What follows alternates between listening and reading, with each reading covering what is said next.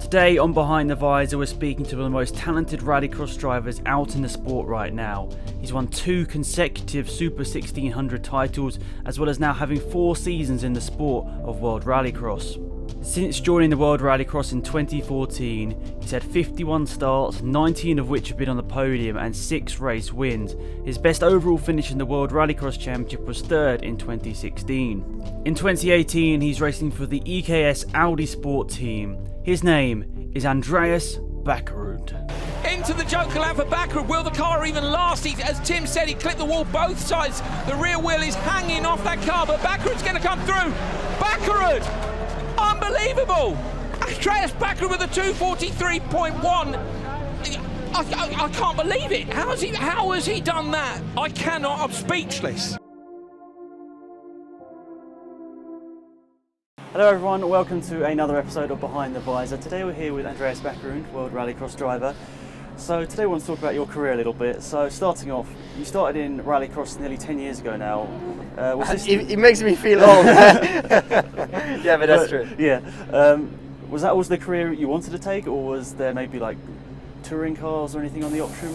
Well, I think the area I come from, it's a good question. The area I come from, in Norway, we don't have a circuit track. Oh, right. It's maybe 8 hours drive to Rudskogen, which is the most known racetrack in Norway, if you think about circuit racing.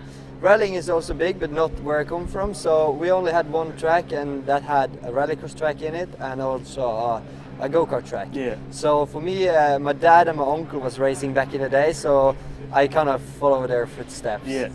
So you started winning championships quite early on in your career with the European Super 1600 in 2011 and 2012.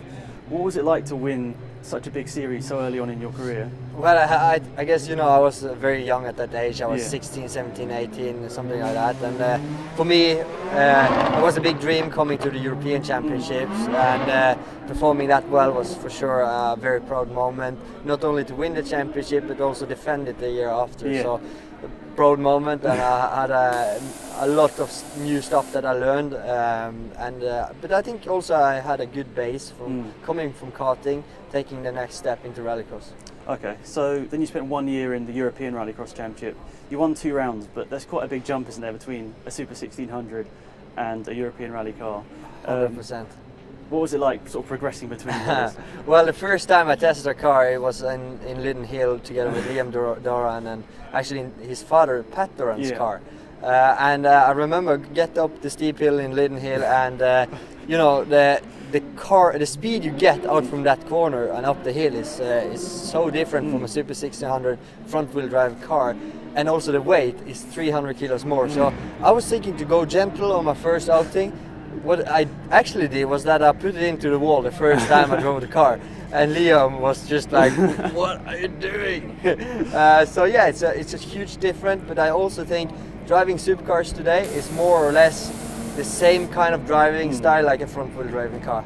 So ever since you've raced in the World Rallycross Championship where you are now, you've won 6 races over the last few years. Would you say 2018 is the best chance of a title? Obviously going to a new team as well. It's always very hard to say. Where before the season started, we haven't seen the other cars. We haven't seen much of lap times. I don't really think you can say anything before 3 races into the season. But for sure, I think every year is going to be hard.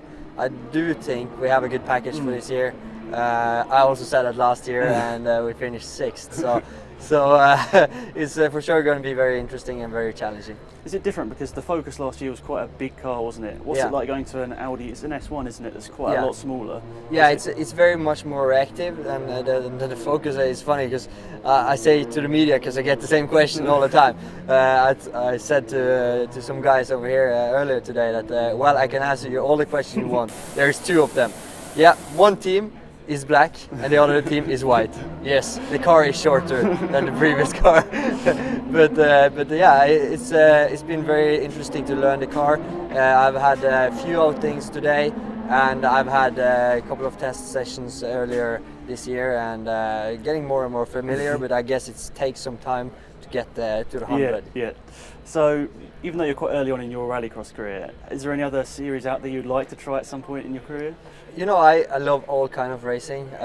Whenever I got the opportunity, I'm always a yes person.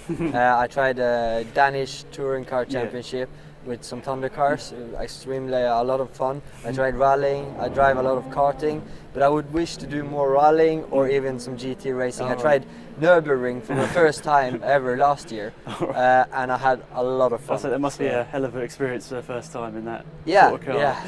100%, and Nürburgring is such a legendary track. But I would love to do more racing. Yeah.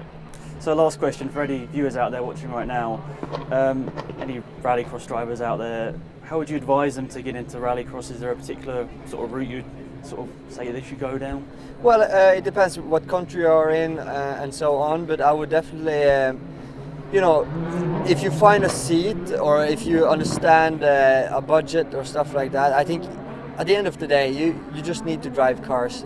Us in Sweden and Norway, where I'm from, use the winter as a good training facilities when the frozen ice are out there. We buy cheap cars, we go racing, we try to drive as much as possible. In the spring we do some karting. I think that's the cheapest and best way to learn. As long as you are in between the steering wheel and the seat, then you get the experience. Yeah. So that was my last question. Best of luck in 2018, and we'll see you all soon. Goodbye. Ciao. So there we are then, guys, that's another episode of Behind the Visor done. Massive thank you to Andreas Bakkerud for his time.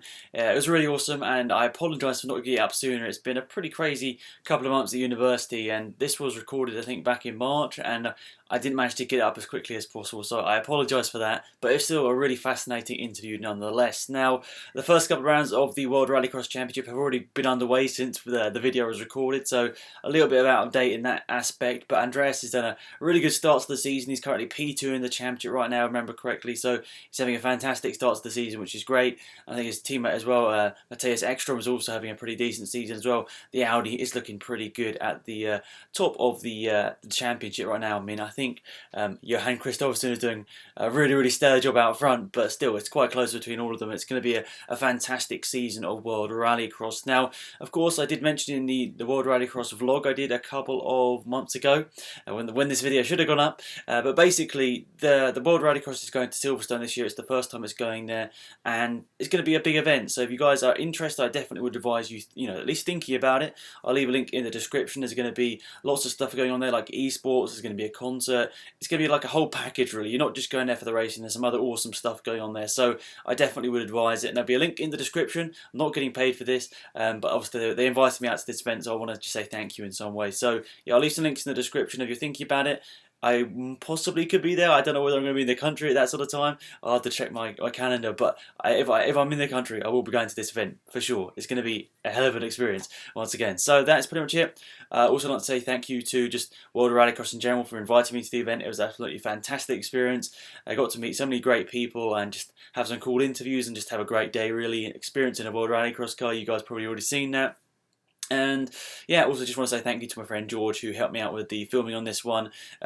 Once again, all these interviews sort of come out so quickly, like you don't have much time to prepare, so he did a great job once again just getting everything sorted. And yeah, and I probably annoyed him on the day, but he did a great job. But yeah, thank you to everyone for watching. But yeah, best of luck for the rest of the season, Andreas, if you are watching this. Hopefully see you maybe at an event soon, we don't know. But yeah, best of luck and go win that championship. So thanks for watching, guys. See you all around soon. It's been Alex from out here. Goodbye.